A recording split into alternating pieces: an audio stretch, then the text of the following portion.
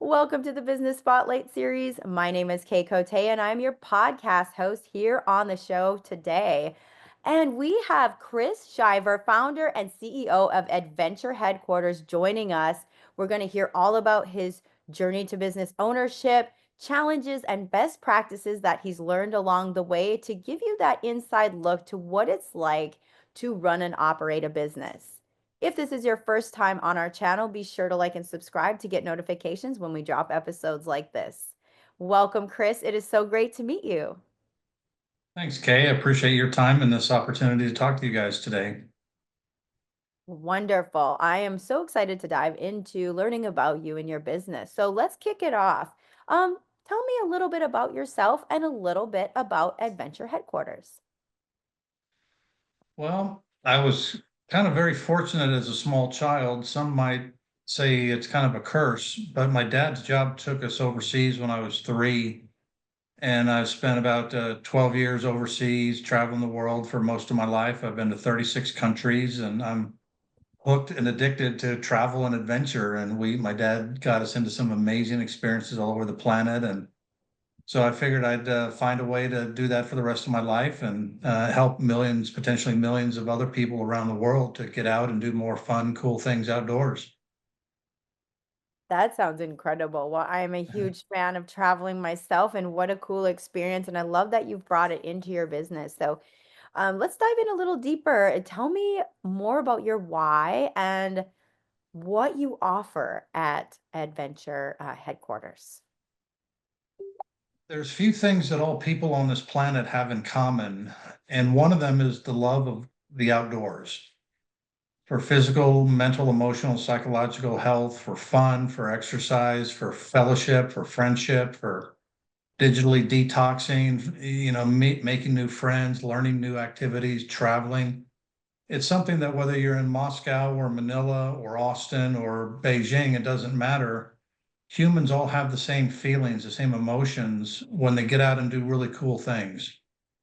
So, having been an adventurer most of my life all over the planet, I grew extremely frustrated with how difficult it is to find things to do and how to source what's real and what's out there and being able to, live a life of adventure.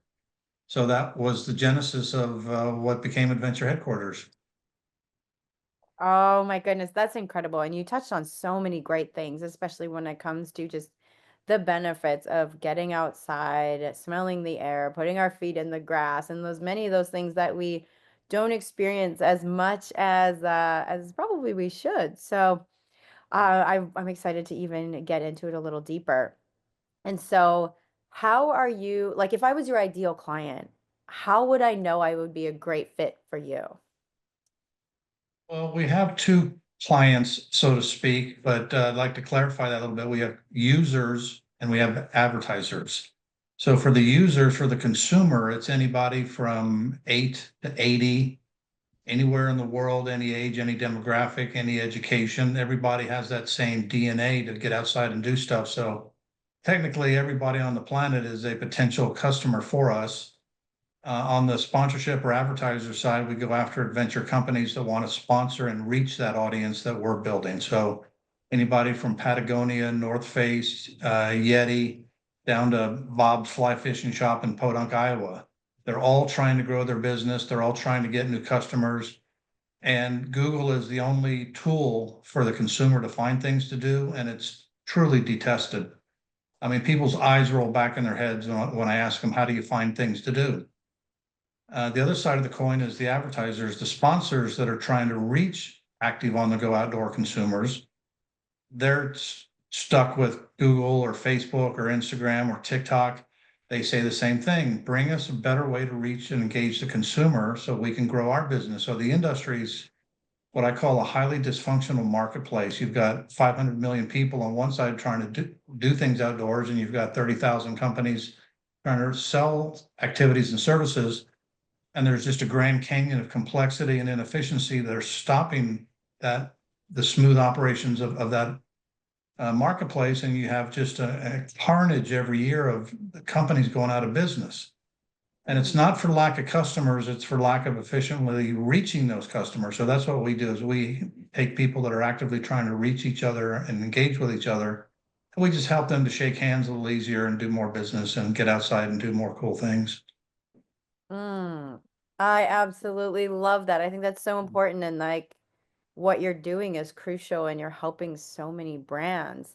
Um, Now, I'd like to learn a little bit about your team and what's kind of the driving force behind your business. And so, looking at your business, a couple of things. How many years have you been in business? And secondly, what's your team look like now? How many team members do you have? The original Genesis goes back probably 20 years, 22 years. In 2001, I was a part of one of the best expeditions ever put on Mount Everest. And that kind of started the thinking going, now this is tough because nothing else is going to be this much fun. So what am I going to do for the rest of my life? Mm-hmm. So I started down the path of running high-end scuba diving island resorts between Fiji and Belize and the Philippines. So I got paid to scuba dive for 4 or 5 years. So I'm like, if I get paid to scuba dive, why can't I get paid to do all these other adventures? So in 2014, after a couple other projects, I bought ColoradoAdventure.com and saw that Colorado was about a $30 billion industry and it was terribly dysfunctional. So I looked at that for a couple of years, did a lot of market research, met a lot of people in the industry, and I realized that it's not just Colorado, it's every state, it's every country has the same fundamental problem. So in 2018, I started what is now Adventure Headquarters as a global platform marketplace. And I moved to Austin just in time for COVID. And that pretty much didn't destroy us, but one heartbeat away from death and destruction because everybody was shut down. But what it did, COVID opened up the eyes of the world, of the masses, for the need to get outside, not just physical, but psychological need. People were literally having nervous breakdowns because they couldn't get outside.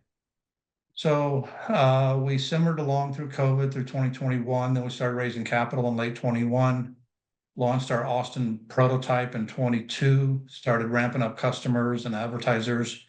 The main thing we do is we put on in-person events. We bring people together, 30 or 40 people together around a hike or a kayak trip or a four-wheel drive trip. And we bring people together like the old days. Put your phone down and just make some new friends and hang out and bonfire and music and take a deep breath. And so that's the big differentiator for us is bringing people together at the end of the day after our events. We're not just an online platform, we're an in-person and events party planning. So we had some capital that was pulled from us a year and a half ago that about destroyed us, and that was brutal. It was when Silicon Valley Bank blew up, some investors pulled their capital back. And so we went into a holding pattern. And at that point, we strategically decided to wait for artificial intelligence to evolve. And we've always known that AI was going to be a powerful tool. There's been a lot of contortions in that technology, in that industry. So we're still waiting through late last year. Now we've incorporated into our business plan and have a very good handle on how and why AI is going to work for this solution that we can do in 6 months, what was going to take us 3 years to do. So Wow, all that things in is good time. very true. Well, thank you for sharing that story. I'd like to dive a little deeper into the challenge you mentioned, like last year when, you had that your funds, your investors were pulling away. Can you dive in a little deeper on that? Because there's so many entrepreneurs that are maybe listening to this that maybe have experienced that and or are in that. So, what was that experience like, and how did you pull through that time? That's a half hour conversation just in and of itself. Silicon Valley Bank had about 60% of all venture capital dollars were in that one bank. And when Silicon Valley Bank blew up and defaulted, the VCs and other banks, everybody panicked and shut down. Everybody pulled back what dollars they could. Mhm. And we were 2 days short of 50 grand moving into our account. The investors pulled back, and what can you do? I mean, I did my best to persuade them and beg and plead and grovel to hang with us because we had everything teed up perfectly to launch the company. But at the end of the day, it's the investors' dollars, and there's not much you can do. They're going to do what they're going to do. Um, I guess the thing that got me through it was knowing in my deepest heart and soul that what we were trying to do was the right thing. We know we're sitting on a winner. We know we're on the right mountain. Um, we all kind of got part-time jobs in the meantime to stay alive and buy time, knowing that things would come back. And then late last year, starting in the summertime, with the elections, not knowing which way it was going to go, a lot of investors were sitting nervously on the sidelines because they didn't know what tax rates were going to be or regulation or whatever. So we've seen since the election an incredible explosion of optimism and energy and enthusiasm from the investor community now that they have a very pro-business, lower tax, lower regulation philosophy in the White House and in Congress. So it's been an incredible night to day change just in 4 months. So, I just keep telling myself, how much do I really believe in what I'm doing? And, if you can really answer that question, heart and soul, that you believe in it, you'll find a way to survive. So, most of my team is, in the same situation. They're working part-time gigs or moonlighting, and a couple of us drove Uber for several months just to interview hundreds and hundreds of consumers. When I started the company, I went to about 5 or 6 trade shows and interviewed over 500 companies. I've interviewed probably 1,000 consumers. Easily 90% of both say we don't like Google. It's useless. Help. Bring us a better marketing platform, better marketing tool. So I've put too much into this. I put everything I have into it to give up that easily just to lose some investor capital. But we're back in front of some really sharp people as we speak, and everybody gets the concept. We're just, we're not whiz bang technology, so we kind of get overlooked around Austin because they're looking for the next big grand slam. And what we have is not a technology play. We're an events and marketing platform built on simple, proven off the shelf technology. So we're not inventing or innovating with IT, so to speak. We're innovating on how do you use IT to bring people together like the old days. So part of it is I'm too dumb to know better. I don't know how to quit. This is my dream, my life, my baby, my vision. I've got everything in the kitchen sink invested in it, and so I have to find a way to just keep plugging along one day at a time. But for me, the team is the key. The team is, if there's one thing any of your audience can take away from this, is what the team really means. Things like integrity and honor and character and honesty are so vital. You can always teach skill sets, but you can't teach values. So I've handpicked a team methodically over the years. Some of them have been with me 5 and 6 years, and got a 2-time astronaut. I've got the former CIO of American Airlines. I've got the former executive vice president of Major League Baseball Advanced Media. I've got the director of 2 of the largest trade shows in the industry on my team. We know the adventure industry. We know it's broken. We know what we're trying to do is the right thing. We know if we don't do this, someone else will. So that kind of drives me. Definitely. Well, thank you so much for sharing that. It's very inspiring to hear. And I feel like, anybody listening to this or watching this, watch this a couple of times through. That is such a golden nugget of advice, especially getting through the challenging times, when business is like uncertain and you just have to hold on to that vision, that dream that you have. And that's, I think, so powerful. You did mention your team, and I didn't catch earlier, how many team members are you at now? And did that ebb and flow during those times? Yes, it did ebb and flow. I really have not lost a single person of any kind of valuable piece of the puzzle.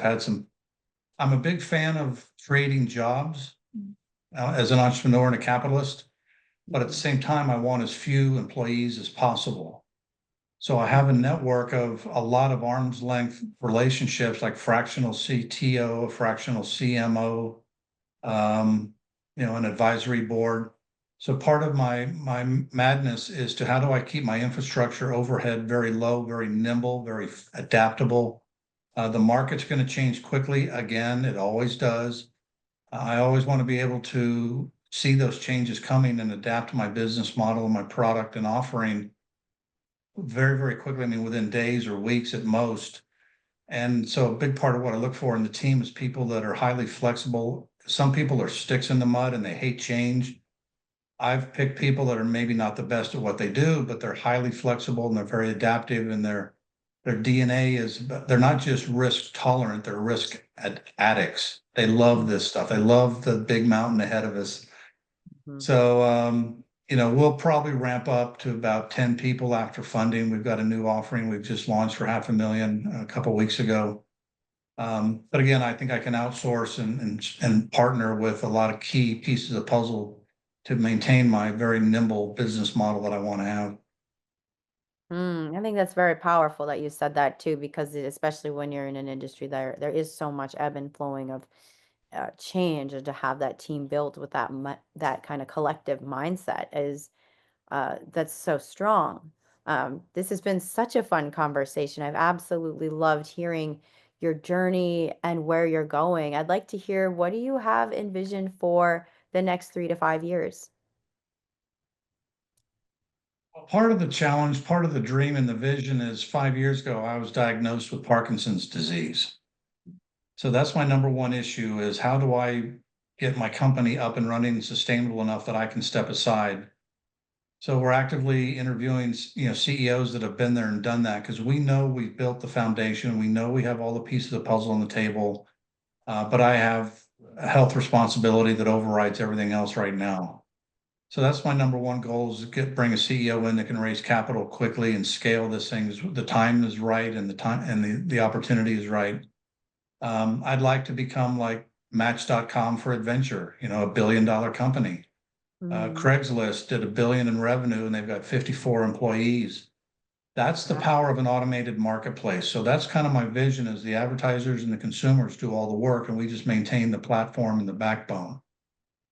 So I've got a lot of visions. I want to change lives. I want to help people all over the planet reconnect with their friends and their family and new friends, and get off the grid and clear their head and live life and do new things that they've never thought possible before, and give them the tools and the information in one brand, in one smartphone app that can help people to truly live the things they've always wanted to do. And it's amazing. You talk to 100 people and 95 of them will say, yeah, I'd like to do this, but I don't know where to start. I don't know what to do. I don't know what vendor to go with. I don't know who to go with. And so they never try the new sport. And it's one of the biggest problems in the industry because a lot of people have a bad first experience and they never do it again. So, we're building out a big video library, a how-to library where we're going to have interviews and testimonials from world-class adventurers. Our users will be able to upload their experiences and their content and their pictures. So the next person that comes along can see a consumer testimonial about this trail or that kayak shop or that bike trail, whatever it may be. I want to give people trusted, real-time local content and information so they can get out and play. Because there's one thing I've learned since I was a small child is fun is good. I So agree with that. not too Um, many people on their deathbed said, gee, I wish I had worked more. It's almost, I wish I had played more. Yes, I feel that. Thank you for sharing that. I'd like to get into a fun part of our question and answer, which is our rapid fire questions. I'm going to Yeah. ask you 4 questions and you can answer very top of mind. First thing that comes to mind. Okay. All right. First question is, what is the key to success for you? Never giving up. Beautiful. And next question is, what is a piece of advice you have for other business owners?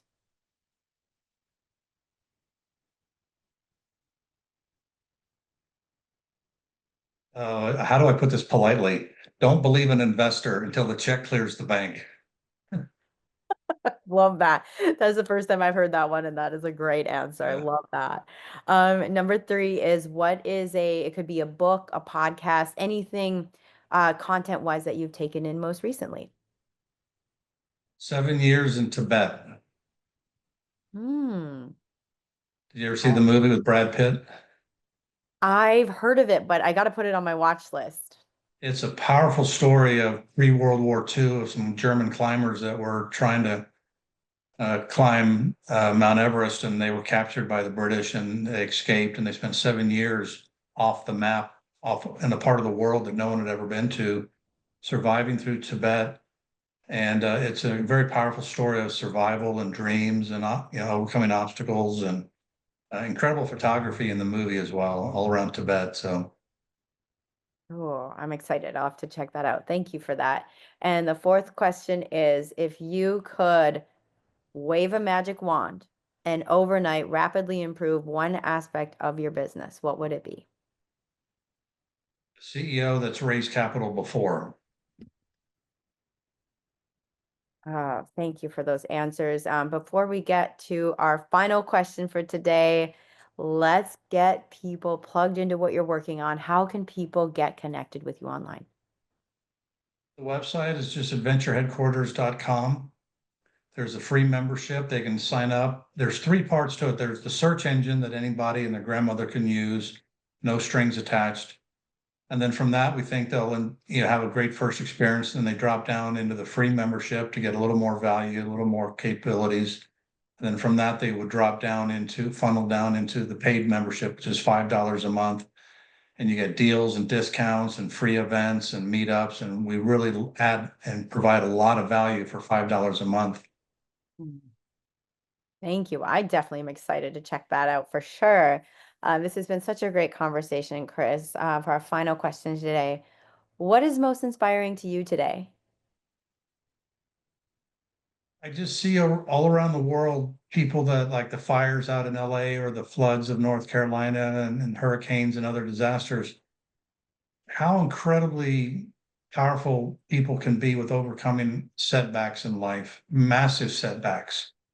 And it kind of helps to keep things in perspective. When you're doing a little startup and you're struggling with capital, or you might have to shut down, keep it in perspective. There's people all over this planet every day that lose everything and get their lives crushed, and they're able to come back. And it just never ceases to amaze me what people can do in coming back from setbacks or disasters in life.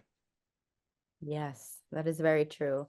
Thank you so much. This has been inspiring to me. And again, thank you to anyone who's listened to this. Be sure to like and subscribe for more inspiring conversations. Thanks for being on the show today. Okay, I really appreciate your time. Thanks for the opportunity to talk with y'all.